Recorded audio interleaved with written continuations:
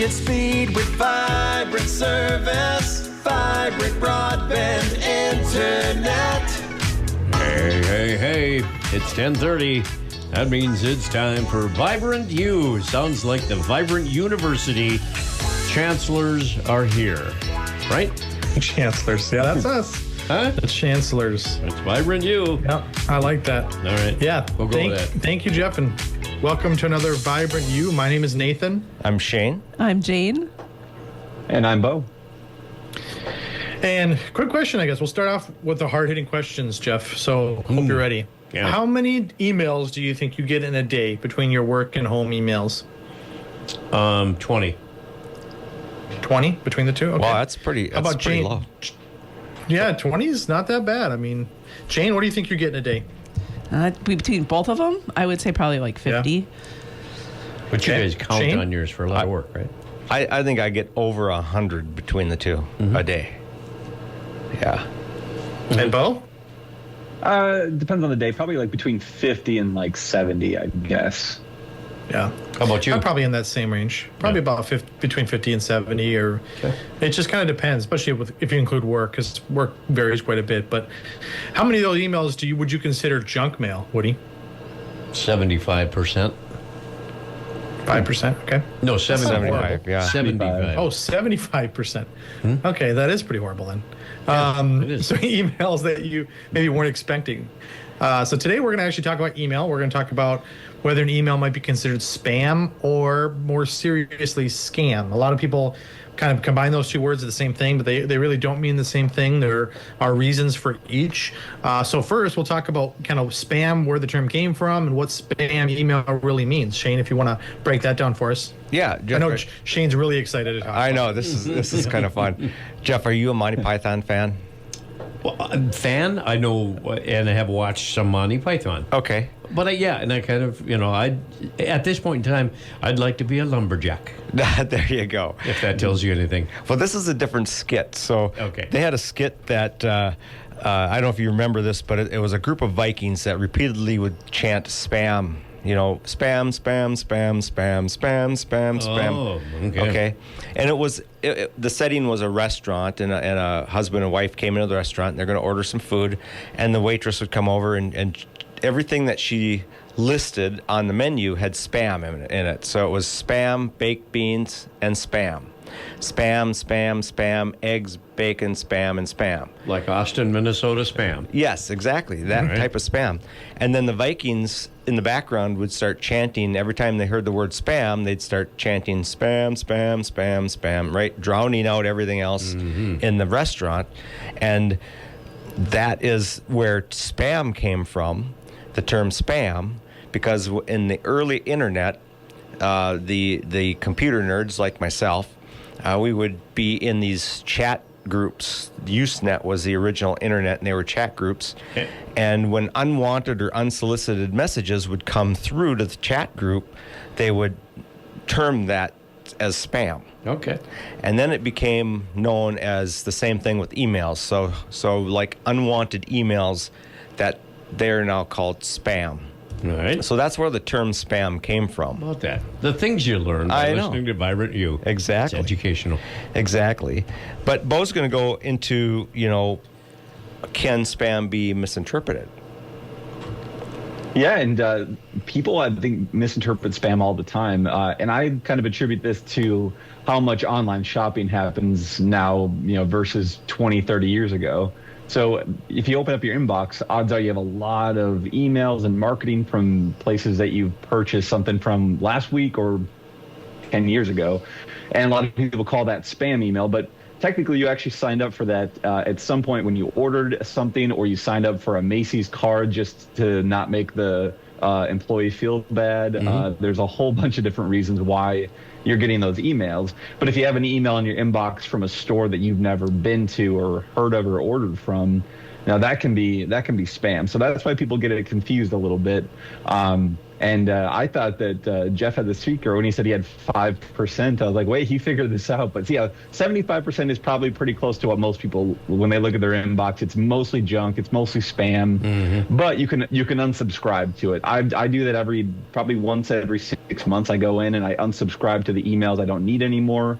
Or the ones I just, have no idea why it's there in the first place. But you do want to make sure you're not unsubscribing to like a malicious spam email, because that can actually make it worse and you can get more emails. So just make sure to take a look at it. We've had some shows in the past on kind of the keys to look for to make sure it's a legit email. And for instance, like the Meeker Co-op, we send out our emails to our subscribers and customers every once in a while, just informing them. So you just want to make sure you know what spam is and what it isn't.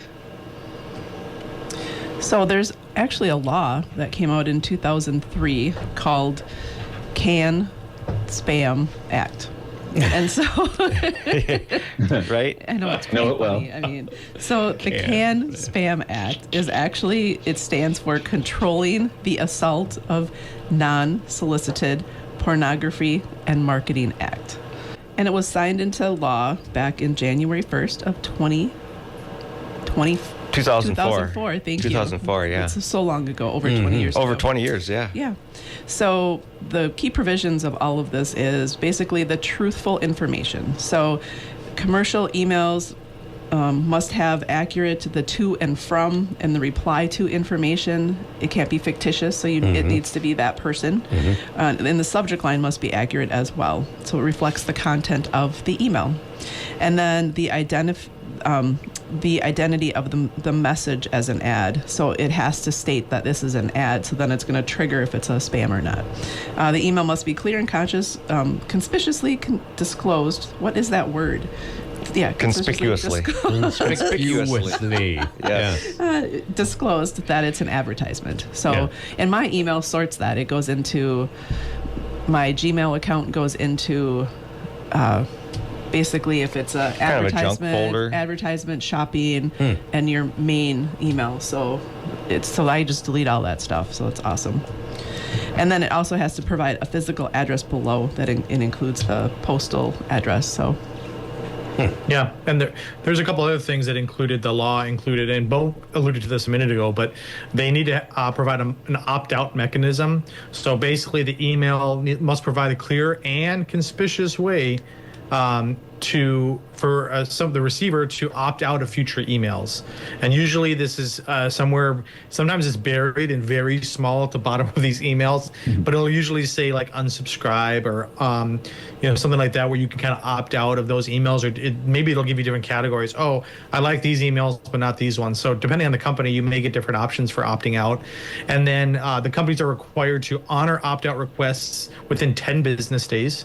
So if you were to go and opt out of emails from a certain business, they have 10 business days to comply and stop sending you basically unsolicited emails. And then you're also able to monitor what others are doing on your behalf. So if you have a company, you say... He froze. Oh. Yeah. So if you have like you're using Constant Contact or a company like that. A message called Constant Contact that helps us send emails out. Yeah. Yep. Yeah, so you have to disclose that. You have to say, we use this third-party service to do that. And then violators of the CAN Spam Act can result in fines, penalties, possibly over $50,000 per violation. So there is a little bit of teeth in this, where if you get a company that's regularly abusing the rules or not following protocol, it can cost them a lot of money. So if you think if you're attempting to unsubscribe and you keep getting bombarded with emails from a spam company that's not honoring your request, then it might be a good idea to pass that up the chain and get them kind of in trouble for it, because they're supposed to follow these rules. Can you get a email from some group because you wanted something from them, and then still get that something from them, but get rid of their emails? Oh yeah, you can. You can. Like I have Wordle, right? Sure.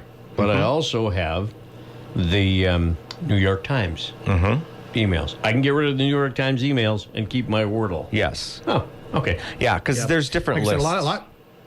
Yeah, a lot of times when you click on that unsubscribe on the email, a lot of companies will kind of bring you to their website, and then a lot of them will give you categories you can unselect or unsubscribe from. So like you can unselect marketing ones or certain categories sometimes, or you can just do all. I don't want to get a single email from your company. I'm done seeing emails from you. So usually there's some options depending on the business. But. Okay. Yeah, and I know Bo will cover when you might not want to click the unsubscribe button in a little bit. But so what about scams, right? So we talked about spam, and spam messages and scam messages serve different purposes, and they have different characteristics.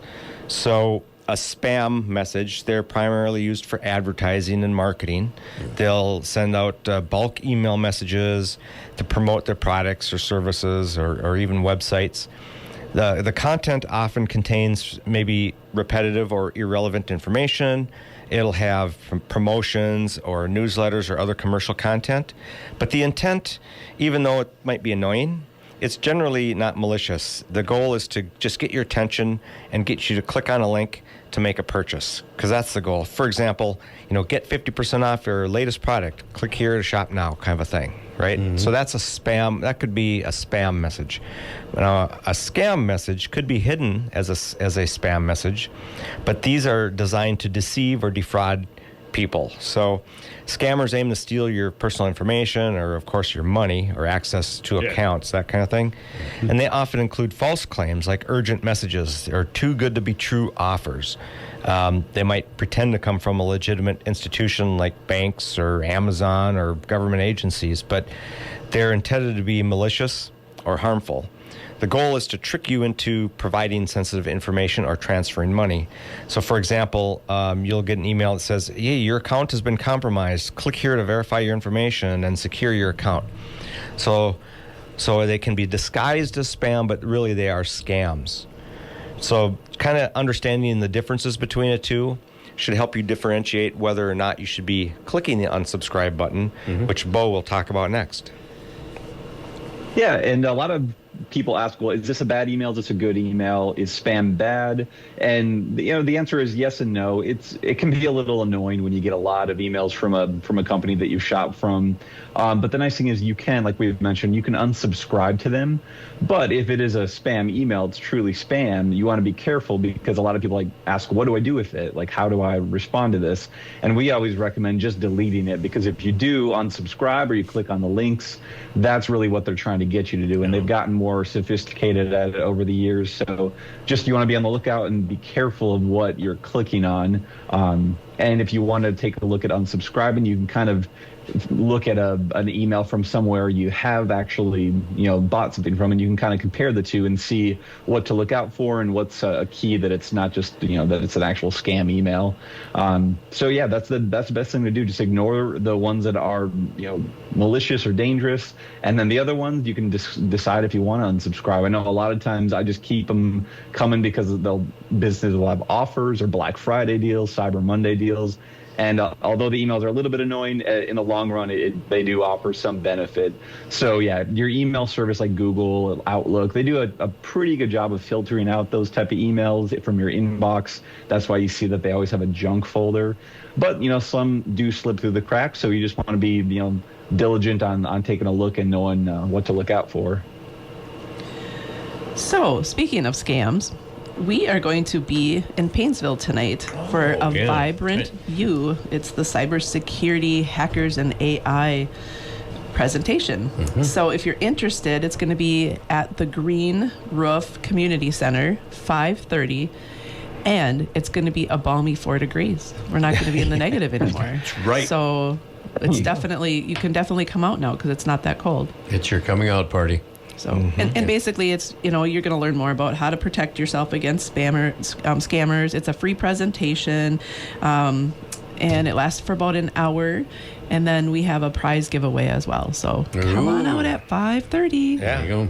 Yeah.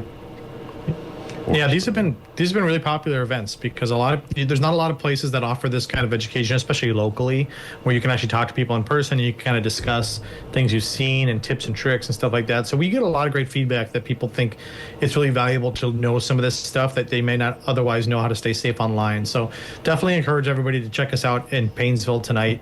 that'd be great. So if you have questions about scams versus spam, or you want to have questions about our event tonight or any other Vibrant stuff, internet related stuff like that, give us a call here locally, 693-3231. You can also visit our website, vibrantbroadband.com. We have a lot of great information on there about the hackers, scammers, and AI, and some of our dreaming and streaming material. A lot of that's on our website. And then if you missed part of today's radio show, or you want to check out other radio shows we've done, you can check us out on Facebook or YouTube. Just search Vibrant Broadband. You can see our whole catalog of videos and radio shows and everything. And then, as always, listen live on Wednesdays here on KLFD every Wednesday at 10:30. All right. Well, thank you, Jeff, for having us. Sure, Thank absolutely. you, everyone, for listening. My name is Shane. I'm Jane. I'm Nathan. And I'm Bo. Tune in next week for another Vibrant You Live.